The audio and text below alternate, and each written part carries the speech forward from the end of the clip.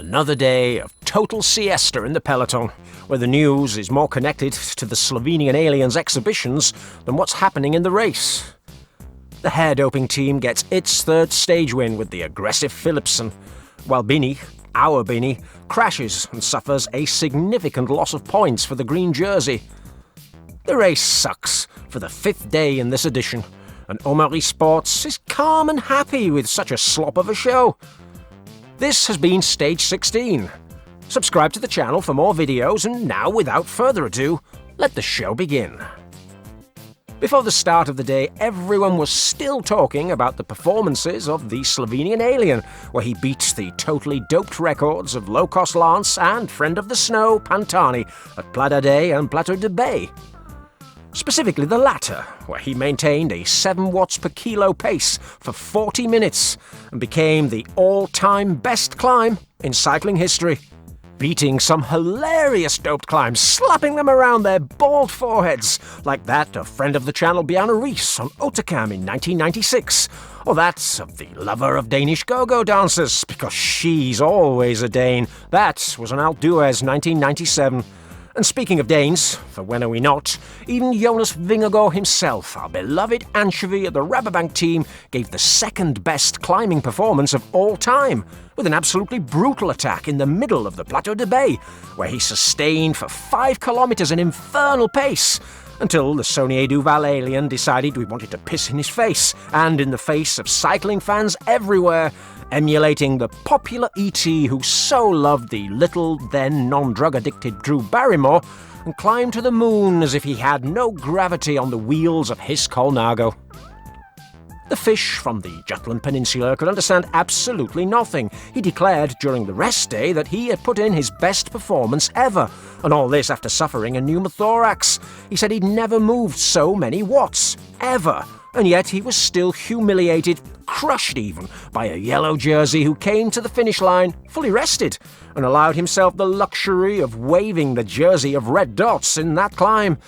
Oh, lots of questions to Pogi, of course, about whether he's going to the Vuelta a España, as well as what his beloved Urska thinks of her boyfriend not having caressed her sweet blonde hair for so long. Questions that remind us of the ones that the Conservative journalist asked Sideshow Bob when he wanted to run for mayor of Springfield. Of course, there were no questions about his miracle doctor, Inigo San Millán, whose footballer Nico Williams has been the star of the Spanish national soccer team, winning the UEFA European Championships on the same day that he was busting anchovies at Plateau de Bay.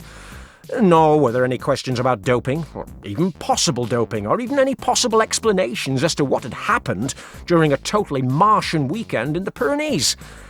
Because Pogi is the favourite of the press. Pogi is the favourite of the youngest fans. Pogi is the favourite of doped legends of the past, and Pogi, well, he's even the favourite of the president of the UCI, who can't have enough selfies with him.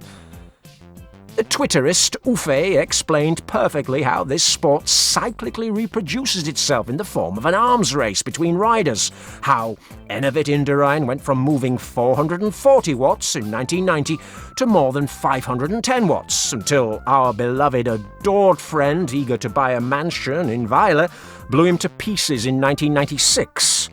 Or how low-cost Lance went from 6 watts per kilo, totally doped with EPO in 1999, to almost 7 watts per kilo when he mixed the treatments of Dr. Ferrari with those of Dr. Fuentes from 2003 onwards. Now, the escalation of Pogi and Jonas from 2020 to 2024 has seen increases from the 6 watts per kilo that the Slovenian was moving that year that he conquered his first tour, to the best performances ever. It's been a constant competition. Because let's not forget that the mystic Slovenian this season was especially seeking revenge against the anchovy for what happened in Combloux in 2023. How far will it all go? We don't know, because the UCI is delighted with it all. But we can tell you from this channel that we have a clue to a secret related to the strange performances of the Saunier Duval team, and if that clue finally makes us go all the way, I assure you that the career of some may be over immediately. Subscribe to the channel right now if you want to be aware of this when it breaks, as well as many, many more secrets. And also, while you're there, there's our soccer channel, Failed Sharks.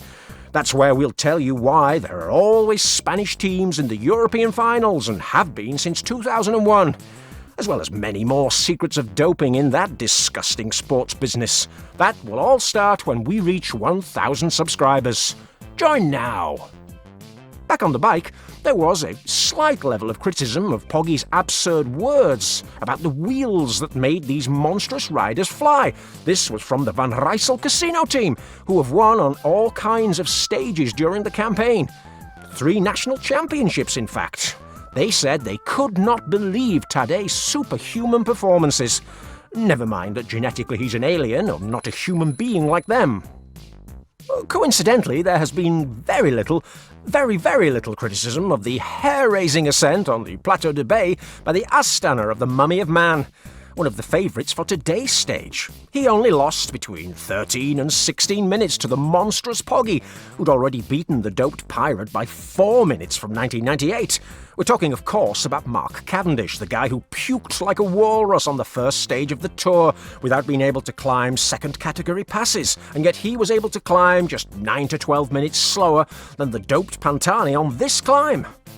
The guy was asking for ketones as if they were Vision wheels totally upgraded. That was at the end of the stage.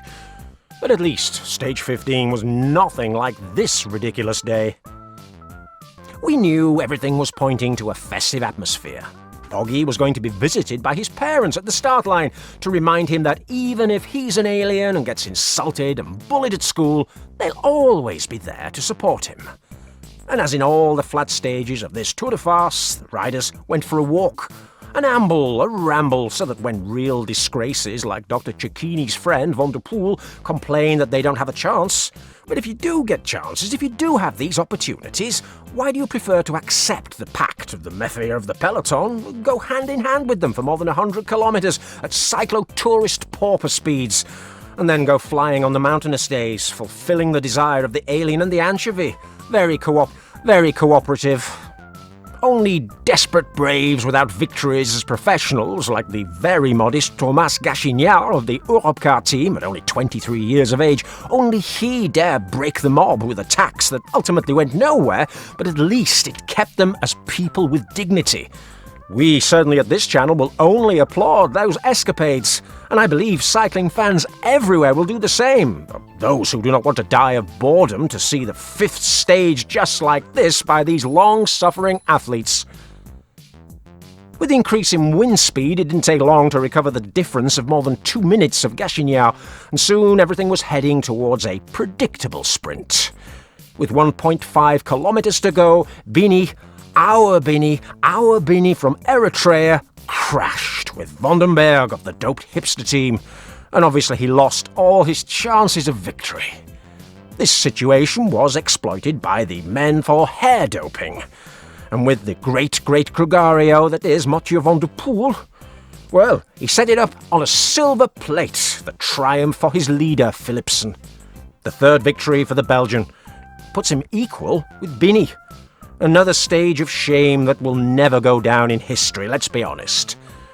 But something that may make its mark on history is that video on the screen there. You see it? Yes, go on. You know you'll love it.